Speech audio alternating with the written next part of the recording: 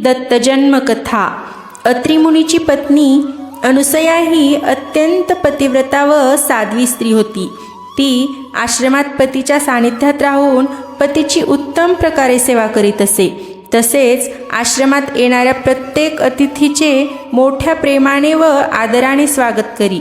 वेळी अवेळी आलेला पाहुणा अनुसयेच्या आश्रमातून कधी उपाशी पोटी गेला नाही किंवा रिक्त हस्ताने गेला नाही। तिचा हा आचार पाहून प्रत्यक्ष सूर्यसुद्धा तिला भिवून वागे। अग्नी तिच्या पुढे शीतल होई, पवन तिच्या पुढे नम्र होई। तिच्या शापाच्या भयाने सारी पंचमहाभूते तिच्या पुढे थरथर कापत। एवढा तिच्या पतिव्रत्याचा प्रभाव, पतीबद्दल तिच्या ठायी असलेली अनन्य भक्ती व लोकाबद्दल असलेला अत्यांतिक आदर, यामुळे तिचे नाव साध्वी व पतिव्रता स्त्री म्हणून सर्वतोमुखी झाले। ही वार्ता अर्थातच नारद मुनीच्या सुद्धा कानावर गेल्याशिवाय राहिली नाही। नारदांचे नावच मुळीकळीचा नारद। तेव्हा ही वार्ता त्यांनी वैकुंठाला जाऊन लक्ष्मीला सांगितली। पार्वती पुढे अनुसयेच्या पतिव्रत्याचे गुणगान गायले। सावित्री पुढे तिच्या आदरातिथ्याविषयी धनोद्गार काढले। तेव्हा साहजिकच त्यांना या अनुसयेबद्दल मत्सर वाटू लागला। ही अनुसया या किंचितच मानव व आपण देवी, तेव्हा या अनुसयेचे वर्चस्व आपणावर उपयोगी नाही। तेव्हा हिचे सत्वहरण करावे असा त्यांच्या मनात विचार आला आणि हा विचार त्यांनी आपापल्या पतीजवळ बोलून दाखविला। तेव्हा त्रिमूर्ती क्रोधाने संतप्त झाल्या आणि म्हणाल्या, ती पतिव्रता कशी आहे ते आम्ही पाहतो व तिचा व्रतभंग आम्ही जरूर करतो। अशी प्रतिज्ञा करून ते तिघे मिळून मृत्यूलोकात यावयास निघाले। त्या तिघांनी ब्राह्मणाची रूपे घेतली। शुभ्र धोतर, अंगावर रेशमी उपकरणे, यज्ञोपवीत आणि हातात कमंडलू अशा थाटात ते तिघे अत्रि मुनीच्या आश्रमात आले। भर दुपारची वेळ, ऊन मी म्हणत होते, अशा वेळी आपल्या आश्रमात आलेले ब्राह्मण अतिथी पाहून अनुसयेने मोठ्या मोठ्या आदराने बसावयास आसन दिले।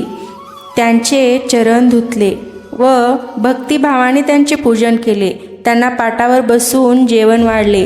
पण तिला अतिथी म्हणाले, आम्ही लांबून आलो असून तुझे सुंदर रूप पाहून आम्हास इच्छा झाली आहे की तू नग्न होऊन आम्हास अन्न वाढावे। आसनी बैसता सत्वर, म्हणती क्षुधा लागली फार, नग्न होऊनी निर्धार, इच्छा भोजन देईजे।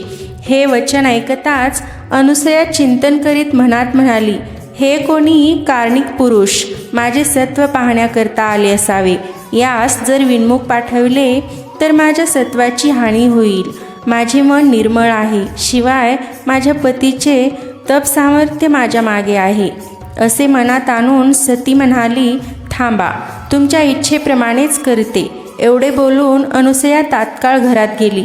त्यावेळी तिचे पती देवाजवळ ध्यानस्थ बसले होते। त्यास ही सारी कथा निवेदन केली। तेव्हा मुनींनी अंतर्ज्ञानाने हे सारे ओळखले व आपल्या पत्नीस एका पंचपात्रात गंगोदक देऊन म्हणाले, हे गंगोदक त्या अतिथींच्या अंगावर उडव व त्यांना इच्छा भोजन दे। त्या गंगोदकाचा स्पर्श होताच ते तिघे अतिथी तात्काळ बालक झाले। हे जाणोनी या मानसी, तीर्थगंडी देई कांतेसी, गंगा प्रोक्षुनी तिघासी, भोजन देई जानपा। तेव्हा पतीच्या आज्ञेप्रमाणे ती तीर्थाची पंचपात्री हाती घेऊन अनुसया आश्रमाबाहेर आली। हातातली गंगोदक त्या तिघावर उडविले तो काय, त्या गंगोदकाचा स्पर्श होताच ते तिघे अतिथी तात्काळ बालक झाले। लहान बालक, अगदी लहान। ती 3 गोजिरी बालके पायाजवळ लोळू लागली। तेव्हा अनुसयेने तात्काळ त्यांना उचलून कडेवर घेतले आणि त्या अतिथीच्या इच्छाप्रमाणे कंचुकोसही परिधान, फेडोनी ठेवीन लगताक्षण, नग्न होनी या जान, बाळा जवसी बैसतसे। बाळे घेऊनी मांडोवरी, स्थनी लावी जेव्हा सुंदरी, पाना फुटला तो अवसरी, देखोनी सती आनंदे। अशा तऱ्हेने गंगोदक उडविल्यास त्या तिघा अतिथींची बालके झाली। ती बालके रडू लागली। तेव्हा त्यांना भूक लागली असेल असे समजून अनुसये त्यांना यथेष्ट स्तनपान करविले। त्यांची क्षुधा निवारण केली व त्यांना पाळण्यात घालून थोपटून निजविले. असे या पतिव्रत्याचे फळ आहे. अशी कित्येक युगे लोटली, पण ती तिन्ही बालके मात्र आहेत त्याच स्वरूपात राहिली. असे होता होता एकदा नारद मुनीची स्वारी अत्री मुनीच्या आश्रमात आली. मुनींनी त्यांचे आदराने स्वागत करून बसवयास आसन दिले. तेव्हा त्याच ठिकाणी ती 3 बालके रांगत खेळत असताना नारदांनी पाहिली. नारदांनी त्या बालकांना तात्काळ ओळखले, पण तेथे ते काहीच बोलले नाहीत. अत्री मुनीचा निरोप घेऊन स्वर्गलोकी आले व ही गोष्ट त्यांनी लक्ष्मी, पार्वती व सावित्री यांना सांगितली. तेव्हा त्या फार चिंताग्रस्त झाल्या. ऐसे सांगता ब्रह्मापुत्र तिघी मिळाल्या एकत्र, जोडोनिया पाणीपात्र नारदासी विचारिती. तेव्हा त्या तिघांनी नारदाला हात जोडून अशी विनंती केली की, हे मुनिवर, आम्हाला त्या अत्री मुनीच्या आश्रमात घेऊन चला, म्हणजे आम्ही आपापले भ्रतार म्हणजेच पती परत शोधून घेऊन येऊ. तेव्हा नारदांनी त्यांना तो अत्री मुनीचा आश्रम दाखविला. इकडे या तिघी त्या अनुसयेकडे गेल्या. तिची त्यांनी करुणा भावूक झालेली सारी कथा निवेदन केली व अनुसयेची क्षमा मागितली. तेव्हा त्या अनुसयेस दया येऊन तिने हा वृत्तांत आपल्या पतीस सांगितला. तेव्हा अत्री मुनींनी फिरून गंगोदक देऊन ते त्या बालकावर शिंपडण्यास सांगितले. तेव्हा हातात तीर्थाची पंचपात्री घेऊन अनुसया बाहेर आली. त्या बालकावर गंगोदक शिंपडले तेव्हा ती बालके पूर्ववत देवस्वरूप झाली.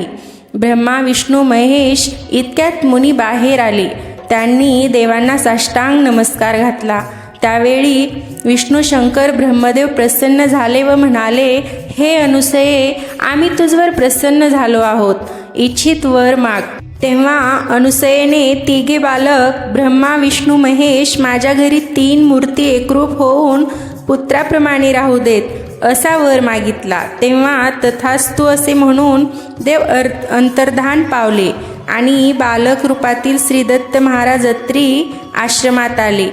मासा माझी मार्गेश्वर, उत्तम महिना प्रियकर, तीर्थ माझी तिथी थोर, चतुर्दशी शुद्ध पे, वार बुधवार कृतिका नक्षत्र, ते दिनी ब्रह्मा विष्णू त्रिनेत्र, तिघे मिळून एकत्र, शुद्ध सत्व निवडिले, त्रिमूर्तीचे सत्व मिळवून, मूर्ती केली असे निर्माण, हेवित झाले नाम मी घाण, दत्तात्रेय अवधूत. अशा तऱ्हेने मार्गशीर्ष शुक्ल चतुर्थीच्या दिवशी दत्तात्रेयाचा जन्म झाला. 3 शिरे, 6 हात आणि तेजस्वी अंग कांतीचे ते बालक पाहून सती अनुसयेला अत्यानंद झाला.